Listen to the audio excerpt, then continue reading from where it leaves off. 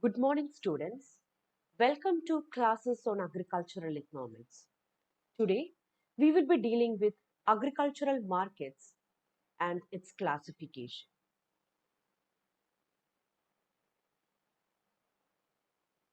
First, let us focus on the word market. The word market comes from the Latin word marketus, which means merchandise or trade or a place where business is conducted. So, this is the traditional definition of market, and this is really true for agricultural commodities.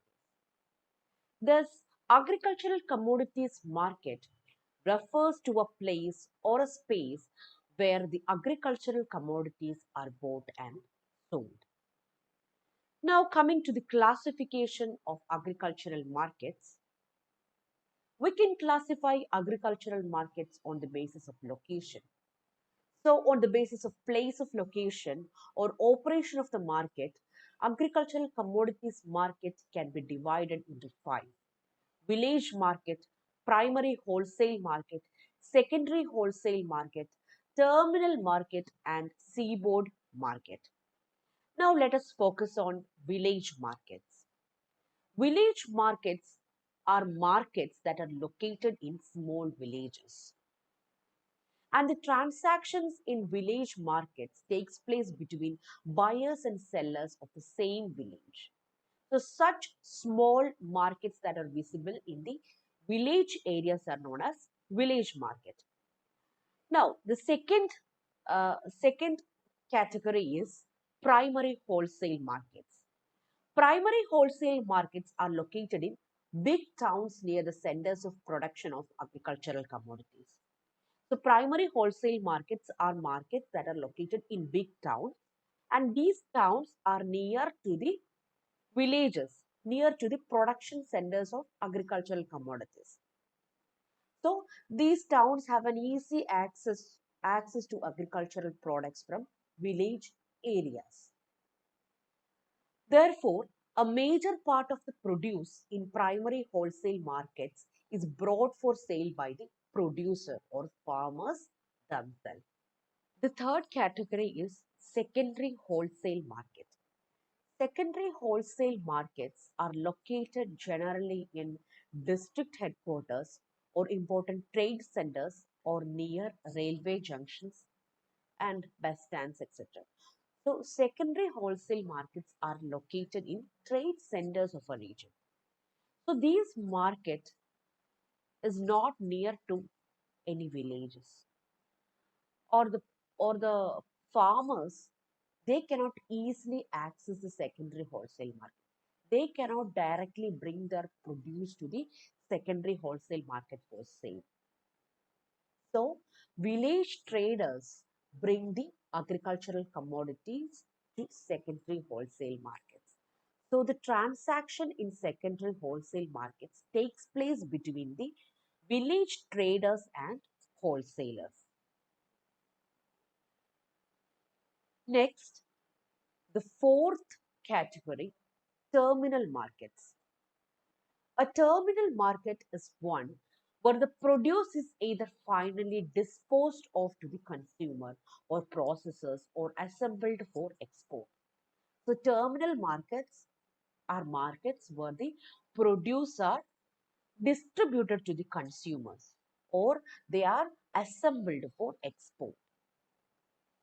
So, here in the terminal markets, merchants are well organized and they use modern technology for marketing. So the terminal markets are located either in metropolitan cities, in seaports, etc. So we can see these terminal markets in Bombay, Madras, Calcutta, and Delhi. And the fifth category is seaboard market.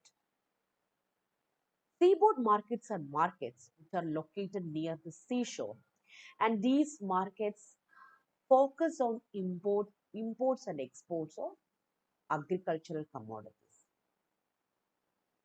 And these seaboard markets are visible in Bombay, Madras, and Calcutta. Now let us move on to next classification of agricultural commodities market. On the basis of area or coverage, Agricultural commodities market can be divided into four groups. They are local or village markets, regional markets, national markets, and world market. So now let us move on to the first category, local or village markets. Buyers and sellers in local or village markets are from same or nearby village. And the village market or local market exists mostly for perishable commodities like fish, milk products, etc. Second category is regional markets. In regional markets, buyers and sellers are from different regions. So this markets covers larger area than local markets. In India, regional markets exist for food grains and oilseeds. Third category is national markets. A market in which buyers and sellers are at national level is known as national market. National markets are found for durable commodities like jute, cotton, tea, coffee, etc. And the fourth category is world market. A world market is a market in which buyers and sellers are drawn from the whole world. These markets exist for commodities that have a worldwide demand or supply. For example, cashew, dates, date syrup, etc. Now let us move on to the next category, classification on the basis of time span. On the basis of time span, agricultural commodities market can be divided into three: short period markets, long period markets, and secular markets. So first, let us focus on short period markets. Short period markets are markets which are held only for a few hours. So market for fish, market for fresh vegetables, liquid milk, etc. are examples of short period market. Next category is long period market. Long period markets are markets that operates for long periods or longer periods than short period. So long period markets are usually for food grains and oils. Third category is secular markets. Secular markets are of a permanent nature. The commodities that are traded in secular markets are durable in nature, like machineries and manufactured goods. Now, let us move on to uh, the categorization of agricultural commodities market on the basis of volume of transaction. On the basis of volume of transaction, agricultural commodities can be classified into two groups. They are wholesale markets and retail markets. Wholesale market is a market in which commodities are bought and sold in large lots, or bulk transactions are made in wholesale markets. In wholesale markets, transactions takes place between traders, that is between the wholesalers and retailers. Next group is retail markets. In retail markets, commodities are bought by consumers and they are sold to consumers as per their requirement. So the transaction takes place between retailers and consumers. So the retailers purchase in wholesale market and retailers sell their product in retail market. So these are the two classifications of markets according to the volume of on the basis of volume of transaction. Now let us move on to the next category, categorization on the basis of nature of transactions.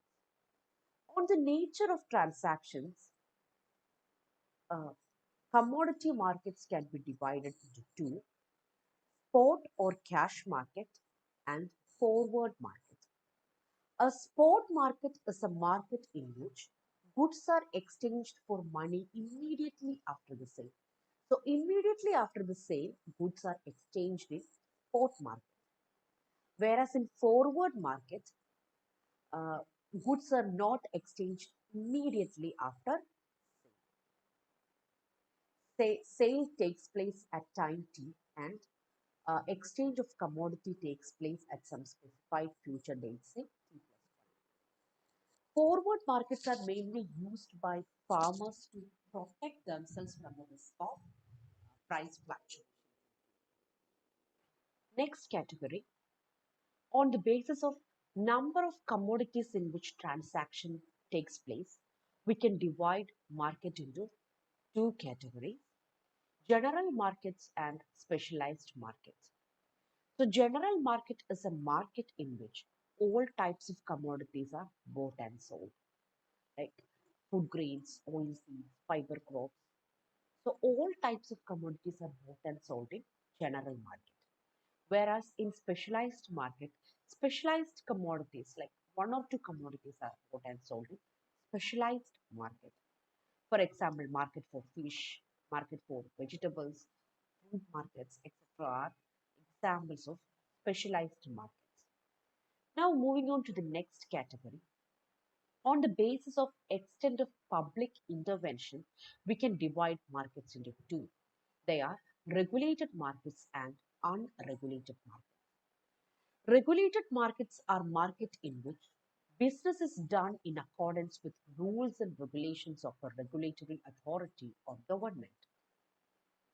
The marketing in these regulated markets are standardized and practices are regulated.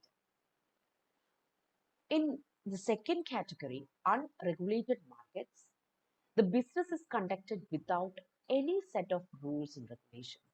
The traders frame the rules in this unregulated markets. Thus, they follow standardized charges and imperfect price determination mechanism is followed in unregulated markets. Next category is categorization on the basis of type of population served. On the basis of population served by a market can be divided into two: rural market and urban market. Urban market is a market which serves urban population, and rural market is a market which serves rural population. So in this video, we were discussing about different types of agricultural markets in India.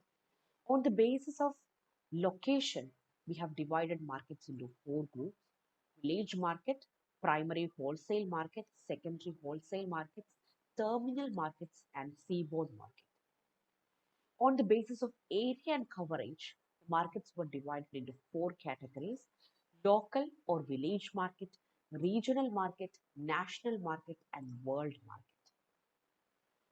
On the basis of time span, markets were divided into three groups: short period market, long period market, and secular market. On the basis of volume of transactions, market can be divided into wholesale markets and retail. On the basis of nature of transactions, market can be divided into spot and forward market. On the basis of number of commodities in which transactions takes place, we can divide market into general market and specialized market. On the basis of extent of public intervention, we can divide markets into regulated and unregulated. Lastly, on the basis of type of population served, we can divide the market into urban market and rural market. So thank you.